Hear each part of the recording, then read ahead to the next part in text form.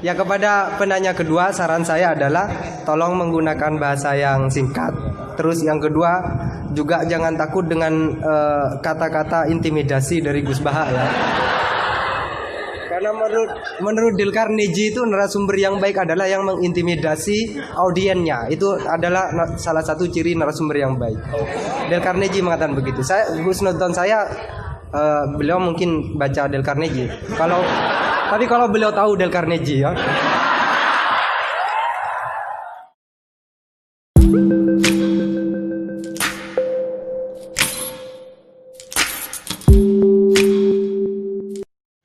Semoga saya dimaafkan oleh Gus Baha dan diampuni oleh Allah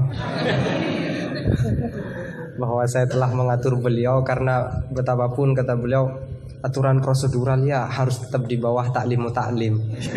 Tapi karena saya bukan moderator amatir ya.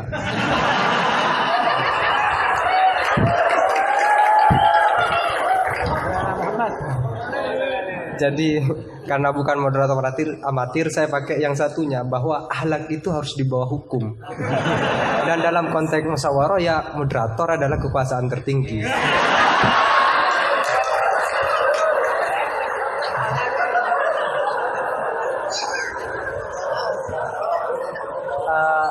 Tapi sekedar nambah cerita itu Gus, di Madura ada seorang yang Alhamdulillah. Ada orang Madura sudah haji, sebelum nyampe di rumahnya dia pesan ke tetangganya yang kebetulan waktu itu sudah mondok, tolong aku dibuatin semacam banner yang ada ayat atau hadisnya, tetapi jangan yang sudah ekstrim lah. Aku suka yang ekstrim. Jangan misalnya al-hajrul mabrur laisa jazaohu ilal jannah, itu aku tahu sudah. Terus jangan juga walillahi 'alan nasi hijjul baiti. Itu jangan. Sudah sering. Aku carikan ayat atau hadis yang tidak populer.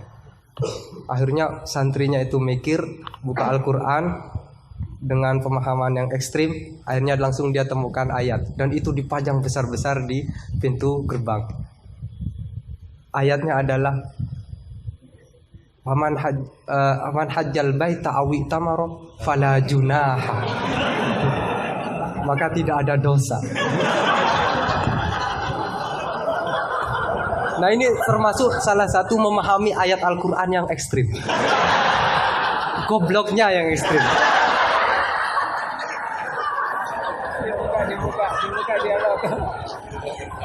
Baik, silakan dua pertanyaan, dua penanya ya.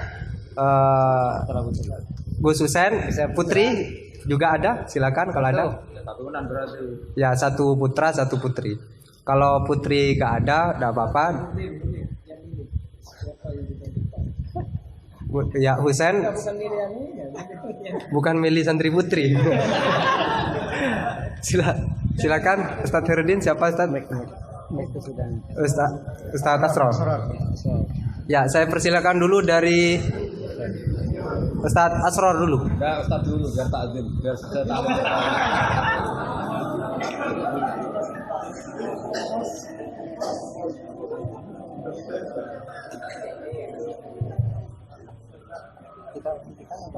Assalamualaikum warahmatullahi wabarakatuh.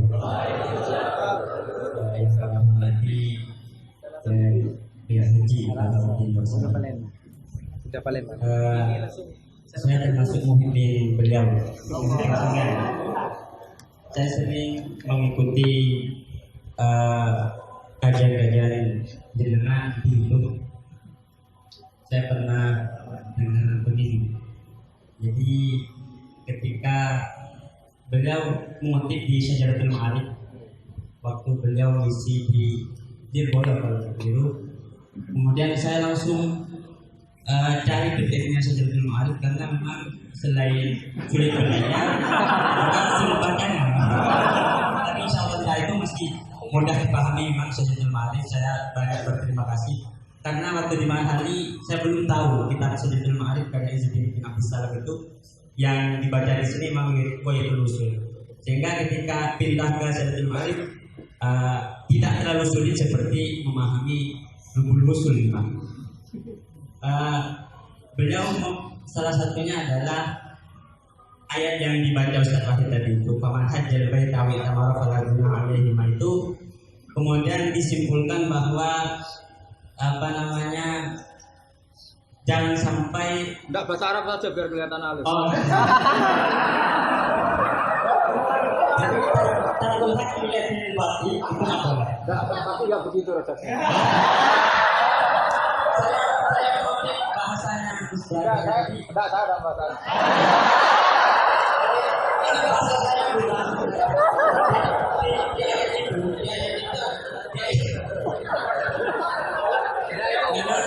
kalau di depan sekolah itu semua kemah jadi luntur.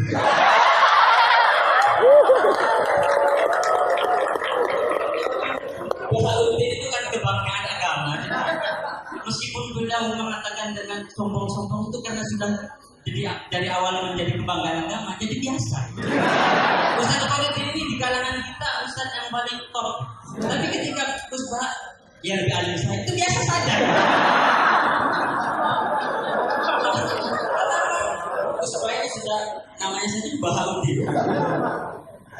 Di ayat tadi itu wala junaha alaikum dan diceritakan di situ memang dulu ada patung-patung begitu sehingga disimpulkan oleh ulama bahwa tarkul hakli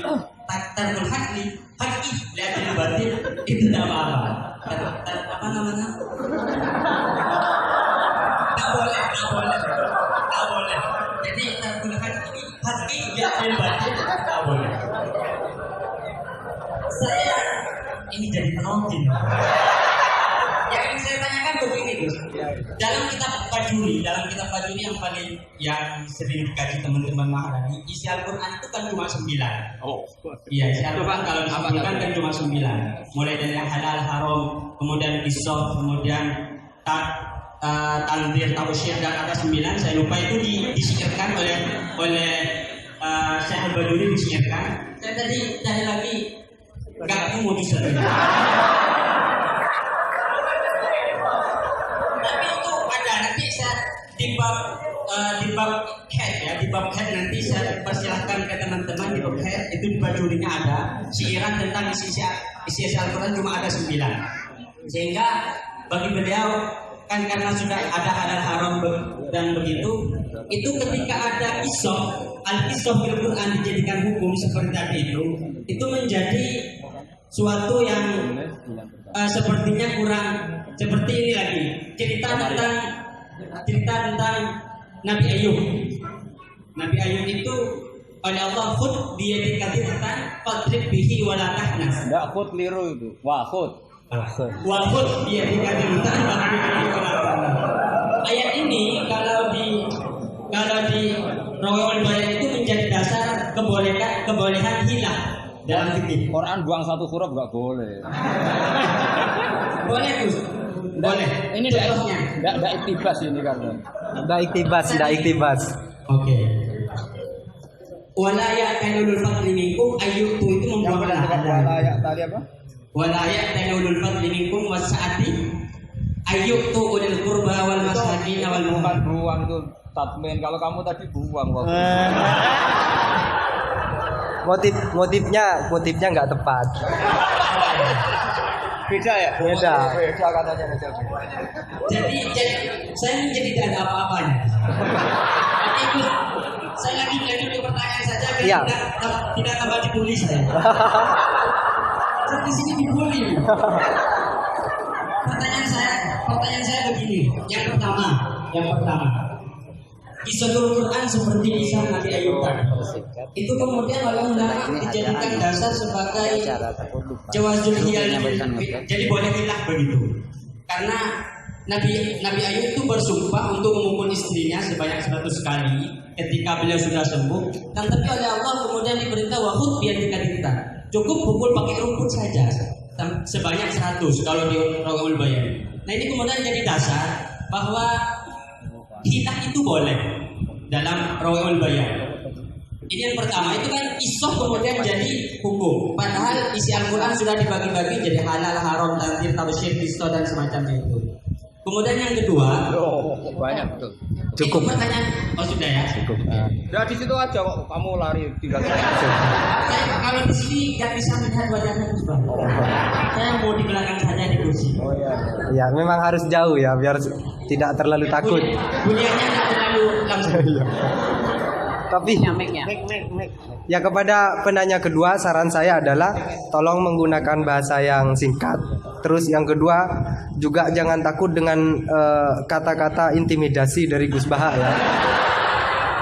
Karena menurut Dale Carnegie itu narasumber yang baik adalah yang mengintimidasi audiennya. Itu adalah salah satu ciri narasumber yang baik. Dale Carnegie mengatakan begitu. Gus nonton saya beliau mungkin baca Dale Carnegie. Tapi kalau beliau tahu Dale Carnegie ya.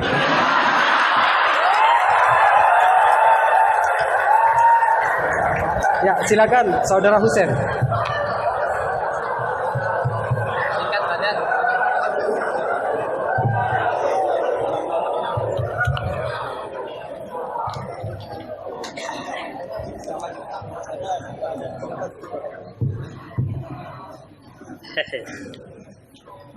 Assalamualaikum warahmatullahi wabarakatuh. Nama saya Ahmad Husen dan siap dikatakan goblok karena bertanya.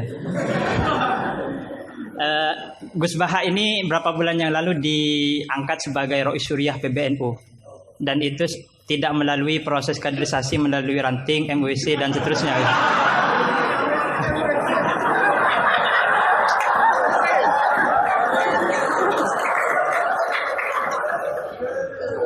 Padahal Ustadz Khairuddin ini di sini paling alim, tapi beliau masih jadi MWC gitu.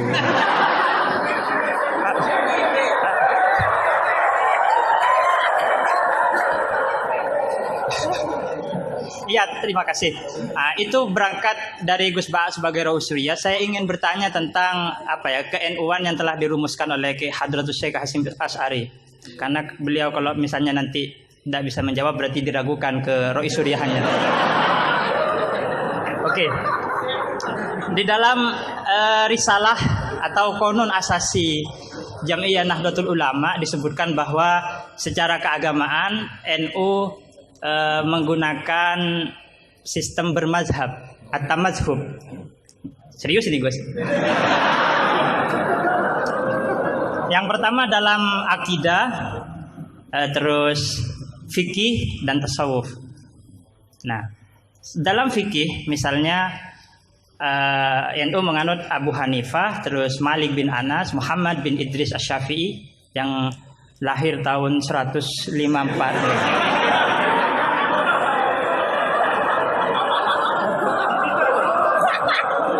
Wafatnya tahun 205. Akhirnya berapa? 154. Mungkin kitab saya ditahrif itu Gus. Apa? Umurnya Imam Syafi'i berapa? 63. Oh iya. Ya intinya umurnya pendek. Lahirnya Imam Syafi'i tahun berapa? 50, pokok 50 lah. 150 tambah 204. Iya, 204. Kalau Al-Ghazali wafat 505. Nah, iya. Ya pertanyaannya gini Gus. Pertanyaannya gini, bahwa sistem bermadhab NU itu yang pertama adalah Al-Quran, As-Sunnah, Ijma' dan Qiyas. Sementara dalam aspek lain NU menganut mazhab Abu Hanifah, Malik bin Anas, yang mana salah satu masadirul ahkamnya adalah misalnya Abu Hanifah menggunakan istihsan, Imam Malik menggunakan amalu ahlil Madinah. Nah, ini seperti ada kontradiksi atau kontradiksi interminus istilahnya itu. Di satu sisi pakai kias, tapi di sisi yang lain kok menerima istihsan gitu, menerima amal ahlul Madinah. Padahal dalam sistem beragama NU itu landasan keagamaannya adalah Al-Quran, As-Sunnah, Ijma' dan Qiyas. Tapi di dalam ruang lingkup yang lebih dalam bermazhab Abu Hanifah, itu Abu Hanifah menggunakan istihsan. Ini perlu ditambah rumusan Ahlus Sunnah wal Jamaah atau saya yang salah memahami gitu. Jadi yang dimaksud Qiyas di situ apa Gus itu? Kalau misalnya kias hamlu maklumin ala maklumin sebagaimana dalam Goya halaman berapa ini? Terima kasih. Jadi yang dimaksud kias dalam rumusan Ahlussunnah wal Jamaah itu gimana? Karena masih ada istihsan gitu kan, ada kontradiksi gitu. Kok kias diterima, istihsan juga diterima gitu. Terima kasih. Semoga Gus Baha paham ya. Ini yang semoga yang nolar itu bukan hanya GR-nya ya, tapi juga ilmunya beliau semoga nolar. Amin. Saya persilahkan kepada Kiai. Enggak dijawab gurunya aja cukup. Ini sama Abdul Wahid. yang ini. Husain. Husain. Tapi enggak cucunya Nabi yang Husain.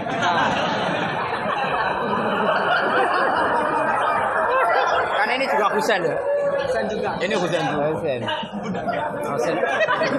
Ya. Kata ini budaknya.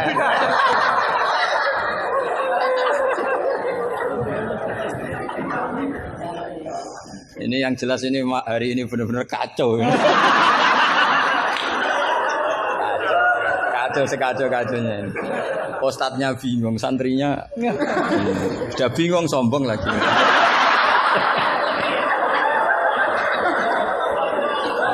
Yang boleh sombong tuh yang sudah ada bingung-bingung. Tapi agak apa-apa, saya maafkan ya. Memang itu satu-satunya cara dia untuk menang gitu. Ya. Saya jawab tadi yang dari Ustadz apa Asrar. Itu yang penuh misteri mana Asrar. Asrar itu maknanya kan banyak rahasia. Itu terjemahan bebasnya penuh misteri. Nggak tahu punya misteri apa tadi. Tadi tanya gimana yang tentang apa khilah sama apa? Sama nanya ulang, coba ulang. Apa? Begini ya, kitab Sajaratul Ma'arif tadi kutipan Anda tak luruskan. Itu tagnya di Sajaratul Ma'arif saya hafal. Judulnya itu la yutrakul haqqu li ahdilil batil. Iya enggak? Itu mesti persis begitu. Yang kamu tadi pasti tidak persis. Saya ini hafal Quran, jadi ingatan saya normal.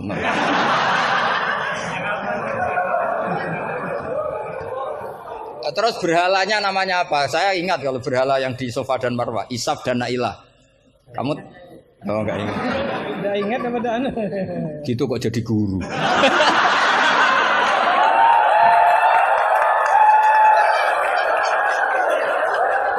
Tapi salah. Jadi maksudnya itu mungkin jadi gurunya sah karena muridnya lebih bodoh. Tapi yang nggak sah itu gini loh. Wong kelas gitu kok melawan saya itu loh. Itu sangat nggak sah ya. Jadi ibaratkan saya ini sudah tisen dilawan Elias Pikal, bisa mati. Bisa mati. Begini ya, saya ini belajar itu banyak. Selain belajar banyak, saya itu punya hafalan banyak. Jadi penting ya, hafalan itu penting karena itu kias atau tadi misalnya cerita itu bahasa Arabnya kisah. Tapi asalik anil kisah ilal iktibar itu adalah maslaku ahlil akhyar. Itu masyhur itu dawuh ulama. Jadi dari cerita kemudian diiktibar itu maslakul akhyar manhajnya orang-orang pilihan. Sehingga cerita ini sebetulnya idzoh atau mau idzoh atau kisah ini menjadi iktibar. Dan iktibar masuk yang di antara yang 9 itu. Misalnya begini, sampean guyon di sini. Itu kalau bapak saya masih sugeng, sampean guyon gini dibiarin. Bapak itu pernah sama saya mau manggil santri. Kemudian di kangkang itu baru guyon, itu bapak balik. Kembali ke dalam nggak jadi manggil. Padahal mau manggil karena ada tamu disuruh melayani tamu. Kata bapak gini, Pak kenapa kembali? Santri itu fakir rada duit. Kok iso guyon itu barang mewah. Maka mengganggu itu haram katanya. Wong fakir ngono kok iso seneng itu luar ya. Mengganggu kesenangan orang fakir adalah dosa. Makanya kalau sampean GR mengalahkan saya monggo mawon. Karena itu satu-satunya cara sampean untuk merasa apa? Menang. Saya enggak usah merasa menang sudah pasti menang.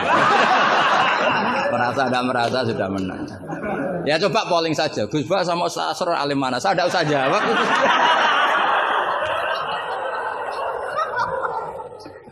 Saya tidak usah jawab, pasti menang saya. Bukan saya yang memenangkan, ya memang menang, memang. Buktinya gampang kan? Sampean ngundang saya apa ngundang Ustadz Asror?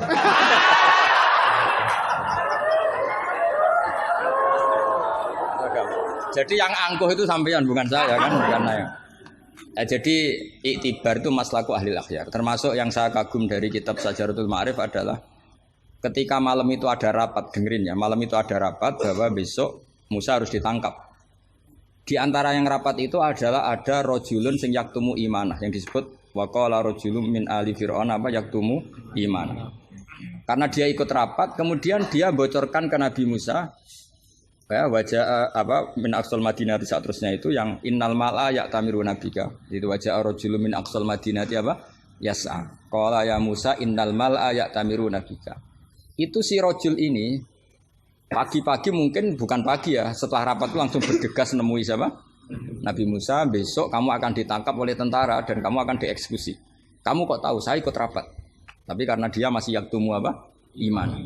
Itu kan cerita ya, kita sepakat ya. Itu apa? Cerita, kisah. Tapi Imam Izzuddin bin Abdissalam yang punya gelar Sultanul, enggak keliru, Sultanul Ulama. Ini mesti salah gurunya. Sultanul apa? Ulama. Ya. Yang penting kita jangan sampai jadi Sultanul Juhala. Karena ini belum ada presidennya.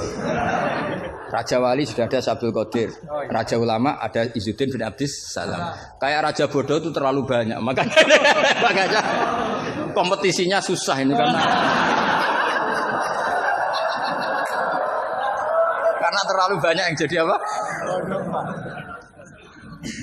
Nah, ternyata oleh Izzuddin bin Abdis Salam yang diambil contoh itu yas'anya. Maka di ayat itu beliau mengebabkan babul musaroah ila khifdidima. Bab pentingnya bergegas untuk menyelamatkan mengalirnya darahnya seorang mukmin. Jadi yang dia simpulkan dari kata yas'a, bahwa untuk menyelamatkan darah itu ora oleh sak kobre, tidak boleh sesempatnya, tapi harus yas'a. Yas'a itu bergegas. Nah itu kan dari kisah menjadi istidlalun fiqhiyun, apa? Menjadi istidlalun fiqhiyun atau amrun fiqhiyun. Allah tidak mengatakan yamshi tapi yas'a. Karena pikirannya rojul tadi jangan sampai menangkapnya apa Mala'u Fir'aun mendahului larinya Musa. Maka di sini yas'a tidak dimaknani sebagai hanya cerita, tapi kesimpulan secara fikih bahwa untuk menyelamatkan darah itu harus yas'a, harus bergegas. Nah itu contoh. Jadi kalau sampean tanya Sajaratul Ma'arif itu ikut partai mana? Itu ikut partai Itibar. Dari 9 itu ikut partai apa? Itibar. Yang kemudian wakhud biyatika dikhtan, khilah itu boleh asal dibolehkan Allah. Itu kan bukan Nabi Ayub yang ingin khilah, tapi Allah yang mengajarkan khilah. Nah kalau Allah yang mengajarkan itu menjadi halal berdasar kesalahan masing-masing. Sampean tahu nggak ceritanya Nabi Ayub sama istrinya? Apa setengah tahu? Apa? Oh setengah tahu lah. Ini yang setengahnya tak tambahin lagi. Istrinya Nabi Ayub itu cantik sekali. Karena memang sunnahnya ulama itu memang punya istri cantik. Entah sunnah itu dengan arti kesunatan, entah takdir, tidak tahu. Jadi sampean nggak usah tanya, istri Gus Bak gimana? Ikut sunnah itu. Ikut sunnah. Karena nanti kasihan kalau dia istrinya jelek, terus alumni dosowan istrinya cantik kan dia ngenes. Kasihan itu ya. Yang cantik juga kasihan, nyiumi tangan orang yang lebih nggak cantik. Ceritanya sebenarnya gini ya. Dari kejauhan, ya saya ulang lagi dari kejauhan. Itu istrinya Ayub ini ngomong-ngomong sama lelaki ganteng. Padahal itu aslinya Jibril. Singkat cerita, si istri ini karena Ayub ini sudah diembargo masyarakatnya dengan cerita-cerita seperti itu. Pokoknya kita mempercayai versi itu. Setidaknya mengikuti ulama yang mempercayai itu, diantaranya Syekh Nawawi. Bahwa memang Nabi Ayub diungsingkan masyarakatnya sampai kesulitan secara finansial, ekonomi, dan ketahanan pangan. Terus istrinya itu kerja dapat uang. Suatu saat sampai pada level ekstrimnya, nggak dapat pekerjaan, nggak dapat uang. Kebetulan ada anak raja yang rambutnya itu brodoli, yang nggak punya rambut. Terus disayang bayarkan siapa yang rambut terbaik mau dibeli mahal. Akhirnya istrinya ini menjual apa? rambutnya. Ya tadi kalau orangnya cantik ya rambutnya cantik. Kalau cantik terus keriting bulat kan susah itu. Kalau keritingnya tidak pas, kalau pas ya tetap cantik ini maksudnya. Nah, ketika dijual terus dapat uang dan itu di atas rata-rata. Si Nabi Ayub ini curiga. Ya bawaan seorang suami yang punya istri cantik. Kalau jelek kan gak gampang curiga. Terus buder keriting welek kan suaminya agak gampang curiga. Kok dapat uang banyak ini dari mana? Singkat cerita dengan tanda kutip kesalahpahaman ini menjadikan beliau agak latah bersumpah la adribannaki mi'ata sautin, kamu akan saya pukul mi'ata sautin. Akhirnya Allah ini kan yang Ayub ya orang soleh, cemburu itu sah karena seorang lelaki, seorang suami. Pilihan-pilihan istrinya juga sah. Allah tidak ingin orang solihah seperti istrinya Ayub dapat hukuman yang tidak semestinya. Tapi Allah juga gak ingin hamba yang soleh Ayub ini melanggar sumpahnya. Jadi Allah sendiri yang coro gampangannya memikirkan cara keluar dari sumpah itu. Paham ya? Dan istrinya tidak tersakiti oleh 100 cambuan. Ya 100. Akhirnya Allah bilang gini, ya sudah, kamu pakai lidi 100 saja, cambukkan sekali, anggap saja sudah 100. Itu disebut wahud biadika dikham fadrib bihi wala tahnas. Jadi kata 100 tetap 100, tapi si solihah tadi nggak perlu kesakitan dengan 100 pukulan. Tapi ini yang milih biar Allah, tidak kamu. Kalau kamu yang ngelah pasti kriminal. Jadi ayat itu jelas, wahud itu khitabun minallah li Ayub, bukan Ayub yang mengkhilah. Makanya ada ayat wa makaru wa makarallah wa huwa khairul makirin. Itu kan seperti Nabi Ibrahim. Nabi Ibrahim itu hanya Allah yang bisa mengilhami seperti itu. Ada raja yang maniak perempuan itu sampai ngirim beberapa mata-mata, kalau ada perempuan cantik melintas di daerahnya pasti ditangkap, mau disuguhkan ke rajanya. Suatu saat yang lewat ini Ibrahim dan Sarah, itu cantik sekali. Jadi ini sudah contoh dua, istrinya Ayub ya cantik, istrinya Ibrahim ya cantik. Karena yang cantik sudah jadi istrinya para nabi, mungkin kamu ini yang nggak tahu saya kebagian apa enggak itu. Kalaupun cantik pasti nggak setingkat siapa? Sarah. Sarah itu cantik sekali. Singkat cerita ditangkap. Kemudian Sarah ini mau diperistri oleh raja. Ketika Ibrahim tanya, perempuan ini hubungannya dengan kamu apa? Nabi Ibrahim pinter, karena raja ini maniak perempuan. Kalau dijawab suami pasti dibunuh, karena suami itu problem. Ya bagi raja yang maniak perempuan ini kan suami itu problem. Tapi kalau saya jawab ukhti, ipar pasti dihormati. Karena kalau dijawab ukhti kan, oh iparnya orang cantik. Kayak Kangkang yang punya adik cantik pasti dihormati ustadznya. Wah itu pasti. Sampean goblok lah, punya adik cantik terus ustadz kamu tahu, itu aman tak jamin. Karena ustadz potongan gini tuh pasti dah ikhlas, tak jamin. Imannya pasti guncang itu, Pak. Kamu punya adik cantik terus tidak mukhafadzah. Sudah ada dikasih ustadznya ya sudah Pak, tidak jadi ipar. Oh, udah lulus aja. Termasuk barokahnya lelaki itu memang punya adik cantik itu, kalau tepat di garwo kiai, kamu kakaknya kiai. Banyak orang awam tahu-tahu mertuanya kiai. Barokahnya apa? Punya anak cantik itu memang berkah. Maka Ibrahim pinter, beliau jawab ukhti, ini saudara saya. Sehingga dengan demikian beliau akan dihormati sebagai ipar. Tapi kalau bilang suami kan problem, pasti dibunuh. Sampai Sarah ini marah-marah, Ibrahim ditarik ke kamar, kamu itu nabi kok bohong. Jadi Sarah itu unik, kecewa dia punya kamu itu nabi kok punya, ya nabi suami kok. Kalau suami bohong biasa, ini suami ya nabi. Nah ini kan potongan-potongan biasa bohong. Tapi ini kan ya suami ya nabi. Kamu itu suami nabi kok bohong.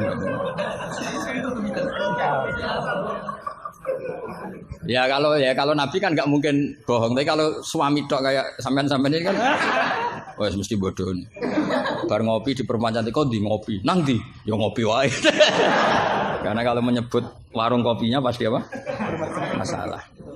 Makanya kalau dijawab ngopi ning di, kalau istrinya apa yang jaga cantik di umatnya Rasulullah. Karena sekali disebut masalah. Itu akhirnya Nabi Ibrahim jawab, tidak ada di muka bumi ini orang muslim dan muslimah kecuali kamu dan saya. Maka fa anti ukhti fil Islam. Kamu itu saudara saya dalam Islam. Terus oleh balaghah disebut itu tauriyah apa? Tauriyah. Tauriyah itu kata yang tidak bohong tapi lafaz ini muhtamil. Lafaz ini mirip-mirip muhtamil. Jadi sebenarnya saya mengatakan sampean goblok itu goblok dalam hal maksiat. Itu kan keren. Sampean saja yang sudah tersinggung, wong darani goblok itu salah sampean. Padahal saya punya siapkan kalau ditanya Allah, hak mosok santri batal darani goblok. Goblok enggak tahu caranya korupsi, Gusti. Wah. Jadi itu sebetulnya kalimat madkhin. Tapi kamu yang keburu suudzon sama saya, kamu anggap itu kalimat apa? Damin. Itu resiko ilmu cekak itu. Sebetulnya di balaghah itu ada tauriyah apa? Ya, Mas pernah belajar tuh itu. Jadi tetap saja kisah-kisah ini melahirkan satu pelajaran. Karena kita tetap bisa menyimpulkan tadi. Zaman berhala itu ada di Safa dan Marwah, berarti ada batil. Orang Islam tetap disuruh sa'i. Berarti la yutrakul haqqu li ajlil batil. Kemudian yang jenengan tadi tanya apa? Sampean pernah baca kitab itu? Khatam? Oleh menindak kok fasih. Benar-benar jujur. Benar-benar jujur. Yang tentang itu saja. Ya, enggak yang tentang qadhiyah itu paham. Redaksinya apa bahasa Arabnya? Wa yalzamu alal ami at-tamadzub. Terus bimadzhabin. Kitab itu yang termasuk mengkaji detail itu saya. Saya termasuk saking seringnya mengkaji itu pernah diberi hak keluarganya Basim di kamar Basim yang dipakai ngarang kitab itu dan di kursi yang dipakai Basim ngarang kitab itu. Jadi sudah jauh sekali ini kelasnya. Jadi saya gara-gara neliti kitab itu pernah diberi hak di kamar Basim di kursi yang pernah dipakai Basim. Pas itu yang memberi hak saya masuk itu Gus Fahmi sama Gus Hakim. Gus Hakim itu cucu Basim dari Mbah Maksum Ali yang ngarang apa? Jadi Basim punya putri namanya Khairiyah. Khairiyah ini suaminya siapa? Yang di istri siapa? Mbah Maksum Ali yang ngarang Sorof. Khairiyah punya putri namanya Abidah. Lah Abidah ini yang punya anak namanya siapa? Gus Hakim. Yang panggilannya Gus Kiki sama Gus Fahmi. Saya diberi hak di kamar beliau di kursi yang dipakai beliau. Jadi saya kemarin di Mbah Hamid juga gitu, di Kiai Idris di kamar Mbah Hamid Pasuruan di kursi yang dipakai Mbah Hamid. Karena kalau itu memang sebabnya nasab karena Mbah Hamid sepupu dengan Mbah saya kan sama-sama dari Lasem apa? Jadi kalau kamu belajar mengutip, saya ini tidak sekedar mengutip sampai wanak tubuh makodamu apa? Wasarohum itu. Jadi begini loh ya logikanya, kamu jangan terlalu kumo luhur bakas ikhtisan kok kayak wong alim gaya kamu itu sudah kacau-kacau gimana.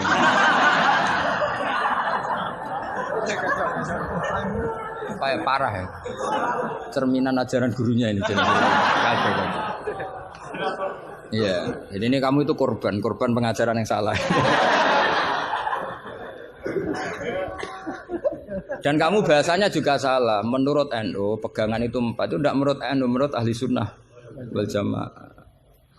Jadi begini ya, kias itu kan sebetulnya hanya bahasa saja. Sebetulnya ya istihsan juga kias. Sebenarnya kalau kita, karena ketika seseorang itu menomorsatukan Quran dan hadis, pasti istihsan ini juga tidak keluar dari Quran hadis. Ketika kamu katakan kias, itu juga tidak keluar dari Quran hadis. Maka pertanyaannya, menurut Dawud Az-Zahiri, sebetulnya kias itu ada apa enggak? Ya bisa saja enggak ada. Misalnya begini, sampai tak bedek aja ilmu yang paling gampang. Yang kamu pahami kias itu ada berapa? Awlawi, terus Musawi sama Adna. Yang gampang-gampang saja, yang masih amatiran saja. Kalau di usul fikih istilahnya apa? Lahnal khitab, fahwal khitab. Ngono kok lali yo ya. Aku sing wis tokoh nasional ilingan. Harusnya lupa itu saya pantasnya karena sibuk. Harusnya yang pantas lupa itu saya karena sibuk. Kalau soal Surya memang saya tidak minta. Jadi itu anugerah sudah, anugerah khidmah. Saya juga sampai sekarang nggak merasa Roh Surya biasa aja. Karena ya apa ya, kalau keluarga Quran tuh beda. Saya ini kan dari keluarga Quran, bapak saya hafal, bapak saya hafal, sehingga apa ya bangganya itu sudah dengar ngitmai Quran. Jadi sampean hormatin ndak itu ndak ngefek sudah. Biasa munajat kenal Allah, kenal makhluk biasa.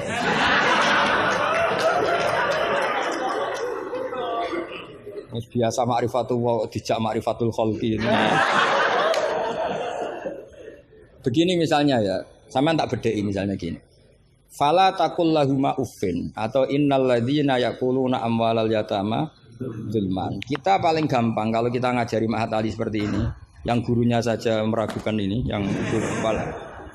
Itu kias paling gampang tentu kita katakan gini. Allah mengharamkan memakan harta anak yatim. Ilatul hukumnya apa coba? Ifsad kan? Nah, kalau aklu itu haram karena ifsad, maka ikhraq lebih haram. Kalau ufin yang adnal iza, ya ufin muni janjuk pada orang tua atau hus. Ya. Kalau adnal iza paling ringan saja haram, apalagi nabok, apalagi menterlantarkan orang tua agak dikasih uang sampai utang-utang tonggo itu ya iza itu. Nah, itu terus kita lebih gampang kita katakan tuh kias apa? Aulawi. Tapi itu gampangnya saja. Tapi butuh ulama itu hanya satu. Orang nggak boleh terjebak oleh teks. Kalau terjebak oleh teks seperti saya cerita setiap ngaji itu, di mana-mana saya cerita itu naifnya orang terjebak teks. Yaitu tadi misalnya ada santri yang dilaporkan oleh istrinya ke kiainya, Pak Yai alumni Anda ini sering naboi saya. Nabok itu kan pakai tangan. Karena terus kiainya bilang gini, "Cong jogeman naboi istrimu." Suatu saat kalau mau idak pakai kaki, jadi nyadui. Akhirnya istrinya lapor lagi, Pak Yai sekarang ganti model, tidak naboi tapi nyadui. Santrinya dipanggil lagi, "Loh kenapa kamu masih nyadui? Kan yang haram naboi Pak Yai. Kemarin yang Anda larang kan naboi, kalau nyadui kan belum dilarang. Belum ada undang-undangnya kan kira-kira. Nanti yo nendang yo haram pisan. Hari berikutnya ngidoni, ngeludahi. Itu kan korban tekstualistik. Kalau dia cerdas, hurmatul idza itu yang haram tuh idzanya. Nabo iya idza, nyadu iya idza, meludahi juga idza, membiarkan miskin juga idza. Nah, seperti itu sebetulnya andekan kita dzauqus salim, sebetulnya enggak perlu itu kita katakan kias apa enggak. Zaman sahabat juga enggak kenal kias, tapi tahu kalau maknanya pasti seperti itu. Pasti maknanya seperti itu. Misalnya kamu ada tamu, jangan suguhi air panas, kasihan. Terus kamu suguhi adem tapi peceren. Sementing enggak air panas. Itu kan santri gila. Jadi sebetulnya dengan atau tanpa istilah kias maupun istihsan, itu adzauqus salim itu pasti tahu. Makanya termasuk kitab yang saya kagumi itu Sarah Imriti, Fathur Rabbil Bariyah, itu kitab kecil yang nyarai apa? Imriti atau Marioto itu kalau yang kalau baca Imriti tidak bisa ya Pak. Marioto itu. Itu di situ diterangkan fama fatahum illa mujarradul istilah. Jadi kalau kamu tanya kenapa sahabat tidak belajar nahwu, tidak belajar i'lal, tapi mereka punya salikoh, punya tobiah yang menjadikan mereka ya kalau ngendikan ya doroba zaidun amron atau marortu bi zaidin. Tapi mereka kalau kamu tes, misalnya Abu Bakar buat tes, zaidun jenenge opo? Doroba zaidun amron, terus amron jenenge opo? Ya ora iso pinter sampean mesti. Sampean pinter zaidun fa'ilun marfu'un wa alamatu rafi'i dhammatun dhahiratun qali annahu ismul mufrad amron maf'ulun bih mansubun wa alatun. Mesti ra iso, mesti pinter sampean. Tapi sampean mesti ditertawain Abu Bakar. Karena ditertawanya gini. Kang, pelaku pemukul siapa? Zaidun. Berarti Zaidun jadi apa? Fa'il. Ya wis suwe agar subjek bahasa Arabe ya fa'il. Sing dipukul sapa? Amron. Jenenge apa maf'ul? Lah iya angger objek jenenge ya madrub, jenenge ngono kok butuh jeneng bocah kok goblok. Mesti gitu kira-kira. Jadi sebetulnya ketika kita punya istilah yo ono naife dhewe. Wong karuan pelaku yo bahasa Arabe mesti fa'il. Wong karuan objek yo jenenge maf'ul. Lah Anda masih bangga dengan istilah itu. Loh iya kan? Agama ini kan mengajarkan kebaikan. Tentu sesuatu yang kebaikan itu dianggap agama. Makanya Abu Hanifah membolehkan istihsan. Nah karena beliau itu orang soleh pasti pegangannya Quran dan hadis. Artinya istihsan yang tidak keluar dari Quran. Ya sama kita bahasakan itu kias, mereka bahasakan nggak ada masalah. Dan zaman sahabat nyon saya udah tahu istilah itu semua, memang nggak perlu tahu karena masih punya dzauqus salim. Makanya sahabat itu pinter sekali kan, tapi nggak perlu kamu tes. Karena kalau kamu tes juga guyu. Mbah Abu Bakar, ya Abu Bakrin tak takok idoro Zaidun Amron, mana yang fa'il? Mesti guyu. Wong karuan sing mukul Zaid ya fa'ile iku. Zaid. Maknane fa'il itu pelaku. Amron maf'ul bi. Mesti ya anggar korban objek jenenge Amron. Oleh wong di ilmu ngono kok bangga. Cara Abu Bakar mesti iki cerita. Makanya disangkan fama fatahum illa mujarradul istilah. Sahabat itu hanya enggak tahu istilahnya tapi membacanya sudah benar. Nah, kenapa enggak tahu? Memang enggak ingin tahu, wong gitu saja kok perlu tahu. Loh kok udah tahu ya? Coba lam itu namanya apa? Jazim. Berarti yadrib namanya madzum. Terus Abu Bakar mbok warani yadribu, kenal lam menjadi lam yadrib. Lam jazim, yadrib madzum. Yo wis suwe le jong-jong angger amile. Inna Zaidan qaimun, inna amil Zaidan makmun. Mesti yo Abu Bakar suku ya. Jong-jong ra ilmu ngono kok seneng merakaruan. Ya mesti wae. Itu kan makanya dulu bahasa Arab dulu itu tidak ada kata zaujah. Kata zaujah itu bid'ah gitu. Hasanah bodolala tidak tahu, pokoknya bid'ah. Di Quran enggak ada loh bahasa zaujah. Mbak ini perlu tahu, enggak ada bahasa zaujah. Coba. Asa rabbuhu in talaqakunna ayyubdilahu azwajan. Azwajan jamaknya zaud apa jamaknya zaujah? Loh, azwajan jamaknya zaud. Azwajan jamaknya apa? Zaud. Di Quran nggak ada bahasa zaujah karena maknanya zaujun itu pasangan. Kalau dikatakan lelaki maknanya perempuan. Kalau dikatakan perempuan maknanya lelaki karena zaujun maknanya pasangan. Ndak berhubung jagani wong ora pati pinter mau. Akhirnya terus ono zaujah. Di Quran nggak ada. Coba an-nabiyyu aula bil mu'minina min anfusihim. Terusannya ya apa? Wa azwajuhu ummahatuhum. Ayo. Azwaj zamannya zaujun apa zamannya zaujah? Zaujun, zamannya zaujah, zaujat. Mau belajar bahasa Arab sih kok bantah bocah ora sopan. Tapi berhubung jagane wong goblok-goblok iku. Akhir ono zaujun. Ono zaujah sebetulnya cara wong ditaku saleh wae, ada zaujun itu pasangan. Coba lihat di Bukhari, Ana Aisyah zaujin Nabi. Jarang Imam Bukhari bilang zaujatin Nabi. Ana Aisyah zaujin Nabi. Karena itu masih bahasa Arab orisinil. Belum kena Mahat Ali sini masih orisinil. Ya belum kena asrori dia. Karena maknanya zaujun itu apa? Pasangan. Jadi kalau dikatakan zauju Zaidin berarti imro'atu Zaidin. Kalau yang ngomong itu misalnya zauju Aisyata ya siapa? Pokoknya mesti seperti itu. Tapi gue beda ben wong gue gampang ono zaujun. Tapi Quran enggak pakai bahasa itu, masih pakai bahasa orisinal. Makanya disebut an-nabiyyu aula bil mu'minina min anfusihim wa azwajuhu ummahatuhum. Azwaj huna jam'u zaujin. Zaujin maknane pasangan. Dong ya. Jadi bahasa ngalamilah. Sahabat tuh enggak perlu tahu bahasane sampean enggak perlu. Coba kalau sampean ketemu orang Arab, ditakoki ya diguyu wong Arab. Sekolah ning di anakmu, sekolah ning madrasah. Kalau ditanya madrasah terjemahnya apa? Sekolah. Berarti sekolah-sekolah kan. Jadi lucu kita. Sampun itu sudah bakdo ya. Sudah. Orang Jawa jadi satu sampun bakdo. Bakdo itu bahasa Arab. Maknanya ya sudah. Nah, sahabat tuh tahu betul apa karena punya zaukus salah. Sehingga pernah juga ini cerita kedua dan ini terakhir, nggak boleh tanya lagi. Ketika ada seorang khotib menceritakan Allah ngendikan, "Fa rabbis sama'i wal ardi innahu lahaqqum mithama annakum tamtikun." Itu ada orang Arabi ngaco.